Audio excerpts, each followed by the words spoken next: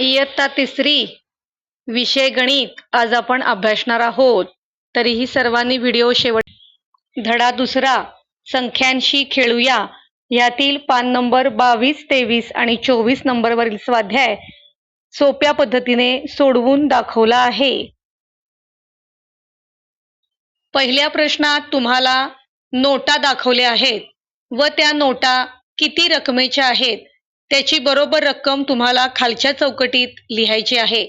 दुसऱ्या प्रश्नात तुम्हाला काही नोटा आणि नाणी यांची चित्रे काढून दाखवली आहेत व त्याची बरोबर किंमत अंकी आणि अक्षरी लिहून तो रकाना.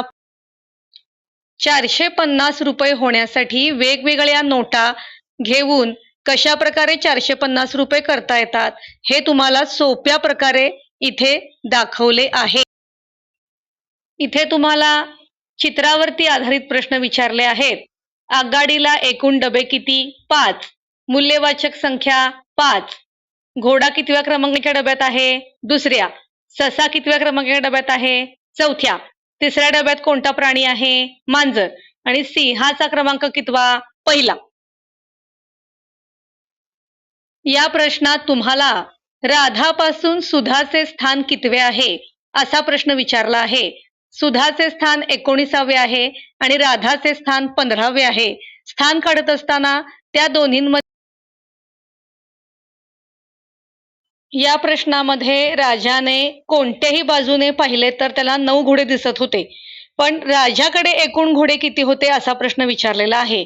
त्यासाठी काय करावं लागेल तर 3 3 3 3 3 3 3 3 अशा प्रकारे 3 ला जर 8 ने गुणले तर त्याचे उत्तर 24 येते. अशी सोपी ट्रिक मी तुम्हाला सांगत आहे.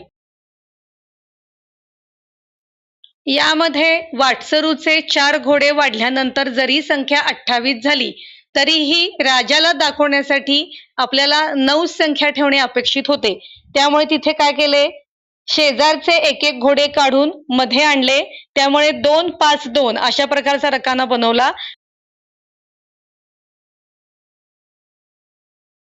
यामध्ये देखील वाटसरूने आणलेले 4 घोडे आणि राजाचे 4 घोडे असे लावले की राजाने पाहिले असता ते 9 दिसले पाहिजे. म्हणजे प्रत्येक कोपऱ्यात 4 घोडे लावले आणि मधोमध एक एक घोडा लावला. असे जरी केले तरी 4 आणि 4 8 आणि 1 9 असेच घोडे तिथे शिल्लक राहिले. त्यामुळे एकूण घोड्यांची संख्या.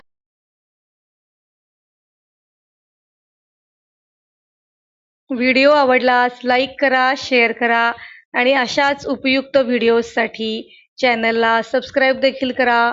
धन्यवाद.